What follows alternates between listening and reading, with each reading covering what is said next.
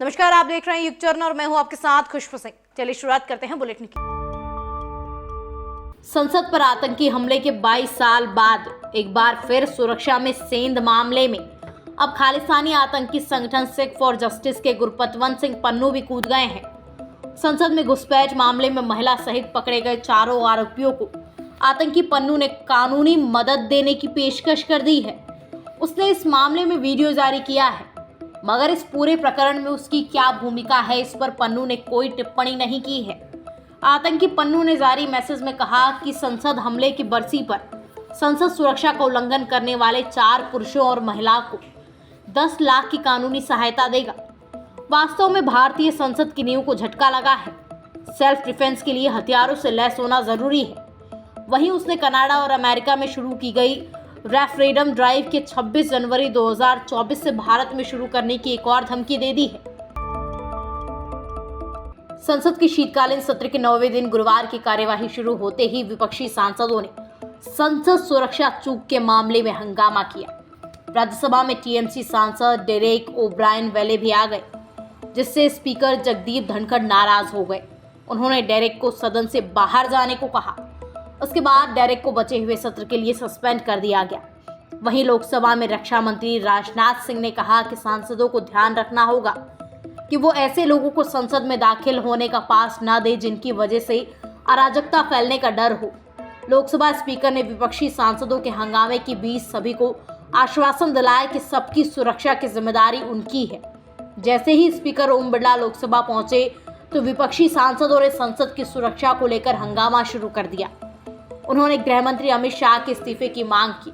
ओम बिरला ने सभी को शांति बनाए रखने को कहा।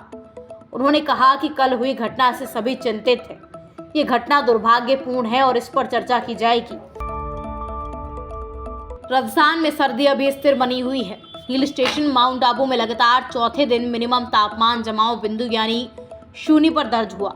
गंगानगर, हनुमानगढ़, बीकानेर बेल्ट में आज सुबह आसमान में हल्के बादल छाए हुए हैं। यहाँ बारिश होने की संभावना बहुत कम है।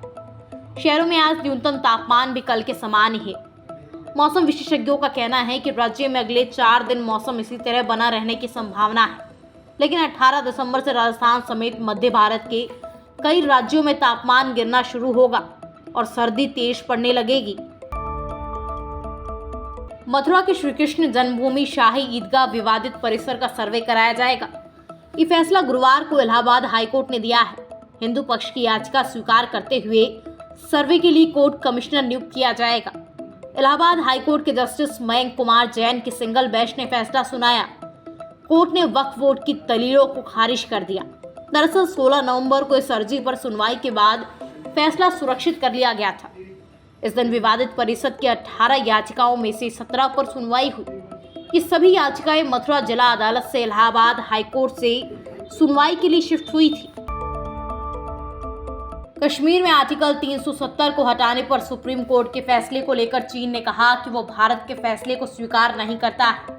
चीन के विदेश मंत्रालय की प्रवक्ता माओ निंग ने कहा, इस फैसले का बीजिंग पर कोई फर्क नहीं पड़ता। भारत चीन बॉर्डर का पश्चिमी हिस्सा हमेशा से चीन का रहा है।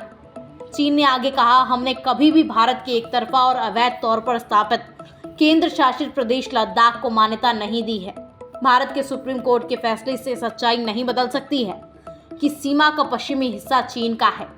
इससे पहले मंगलवार को चीन माओ निंग ने कश्मीर मामले पर कहा था, भारत और पाकिस्तान के बीच लंबे समय से विवाद चल रहा है। इसे शांतिपूर्ण तरीके से यूएनएससी के प्रस्तावों के तहत सुलझाना जरूरी है।